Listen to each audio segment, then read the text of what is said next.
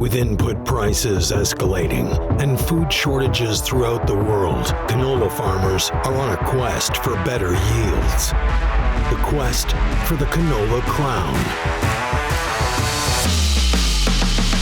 Through in-crop management and advancing agronomy practices, several of the most unique farmers from across Canada are reaching for record-breaking yields, even while facing the tough growing conditions of the true north.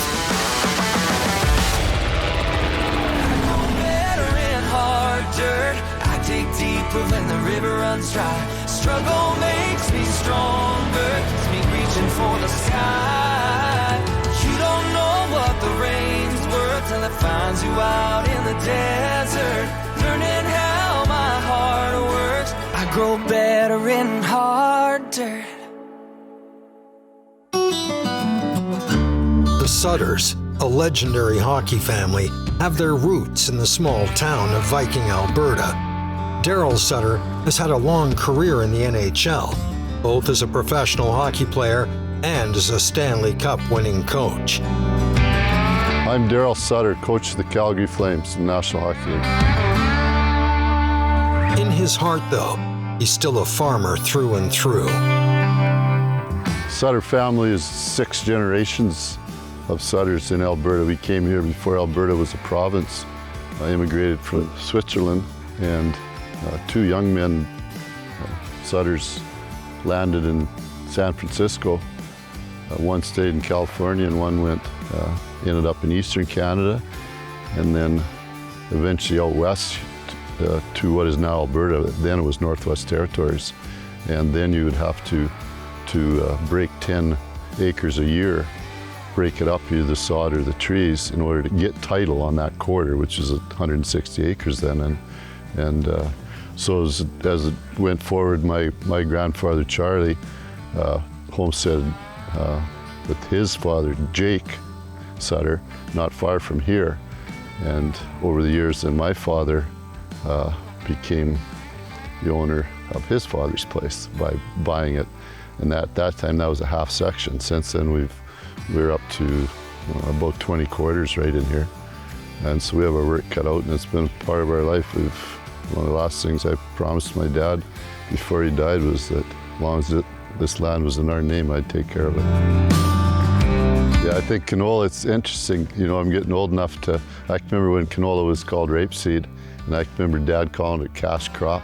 Probably the funniest thing though is when we first started growing it when we were kids here, and how slippery it was. Yeah. And I can remember, and that's when you didn't have hopper bottom bins then, right? You just had the flat old grain wood floors, and we'd be in there shoveling grain. You'd always be wiping out because all you had on was your old running shoes or shiny shoes, and we'd be always cleaning out bins for Dad. And I still remember that, slipping and sliding in canola. I can remember when he got $10 a bushel, and it was either 1979 or 80. In fact, he took a load of then rapeseed, now canola, to the elevator in town, 300 bushels, and sold it for $10. And he gave me $3,000. He said, "This is to pay for your wedding." 1980. So it just tells you what that cash crop is meant to. So that's 42 years ago, and that was when you were growing the Polish variety, the Argentine variety, and the Polish was shorter, so we could combine in August usually. That Polish, and Argentine was a little later, and so you're trying to beat frost, and then you see the evolution of it. Now we are a dominant canola growing country, and out west here, especially in the last couple of years, the acreage of it has just been crazy. I think the biggest thing for me, from seeing it now for over 50 years, biggest thing is obviously equipment, technology, which means how you manage your land, and then your fertilizer, your chemical, and then your seed. How the seed has changed in terms of variety, in terms of being able to withstand frost and cracking and all that.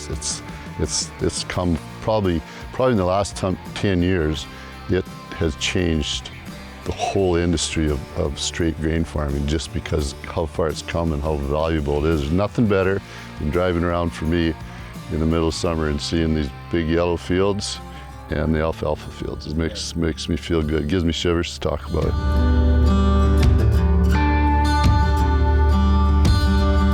I think driving around in the spring, always you'd come home from playing hockey, and that would be for me coming home from Chicago, and you'd always get home after May long, somewhere in there, the 1st of June, and crops were just starting to come up. Our guys were still seeding then at that time, and driving around with Dad, and he'd stop in fields like this, and that was back when you rolled your windows down, and he'd stop, he'd point, I remember once he told me, he said, "See that all out there?" And he's pointing at the land. I went, "Yeah, Dad." And he goes, "They're not making any more of it." He goes, "You get a chance, you own that. And if you get a chance, if you ever own it, you make sure you take care of it." And that's sort of the rule I live by.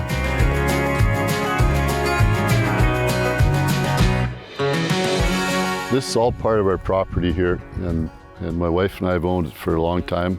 When we were little boys, we used to bring our horses from the home place. We'd ride at nights, we'd ride back over into that bush and hills over there. Dad had cattle in those hills, so we'd ride and check cattle. But this was what the old timers always told us was the Aboriginal campsite, their summer camping site when they were on their big buffalo hunts.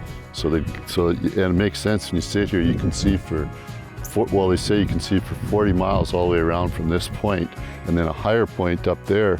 It's called the Ribstones, and I think there's only 4 sites in Alberta still left that weren't demolished or stolen or something happened to them, and that's a site that's preserved. So we're thankful we have it, and it keeps a history of. So I love this spot. This is one of my favorite spots in the world right here.